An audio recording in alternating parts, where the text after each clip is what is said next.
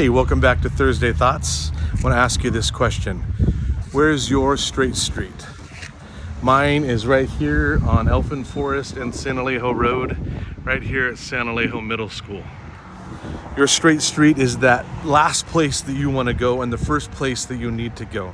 The place where you feel the most intimidated, the place where you would automatically want someone else to go or come up with a million good reasons why you shouldn't have to go or to be the one to go. That's your straight street. For Ananias in the book of Acts, God said to him, go to Straight Street and pray for Saul of Tarsus. That's the last thing he wanted to do, because he says to God, he's like, no, I can't do that. This guy's been authorized by the religious leaders to kill guys like me, to throw guys like me in jail. And I love how God just completely skips over all of Ananias' objections. He doesn't even address them.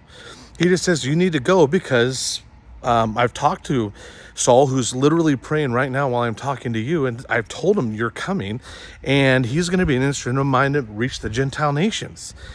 He doesn't get any assurances that it's not going to be painful or awful, or that he's not going to lose his life or get thrown in jail.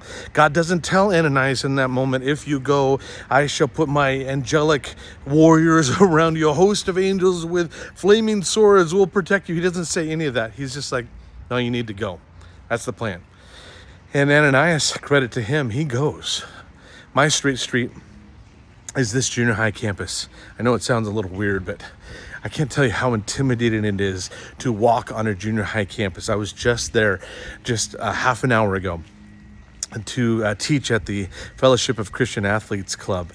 And we get 50 students coming in, and they're all looking at me as I'm walking across that campus. I'm reminded of how awkward John Burgess was in junior high, and I'm thinking, I can't do this. Even today, I was feeling a little congested, and I'm like, maybe I'll just have somebody else cover for me.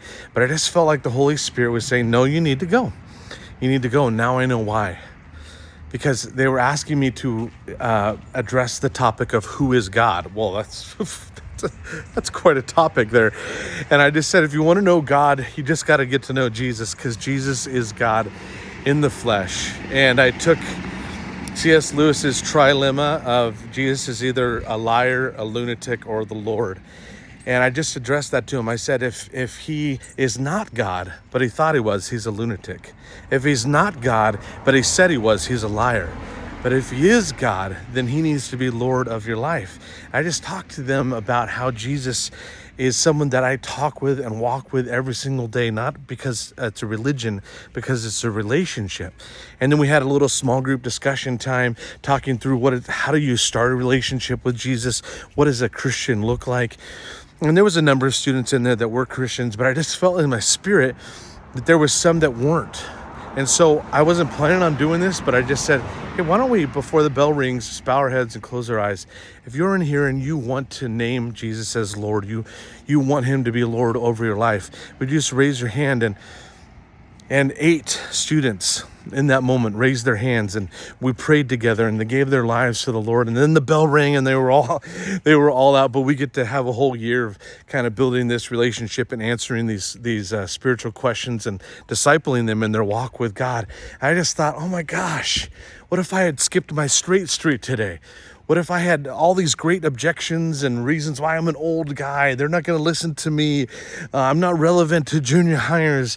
I feel so awkward.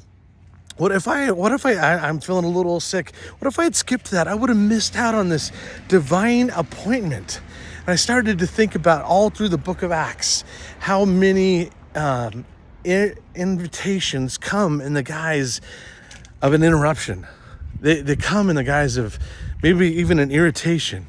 How many times I might have missed out on a divine appointment because of, any number of excuses that I had to explain myself out of actually just obeying God. And I just want you to think about right now, where's your straight street? Where's the place that you feel uncomfortable, awkward, where God is calling you to actually be an example, to be a light, where you feel like someone else would be better suited to this, but it's you that is planned for it.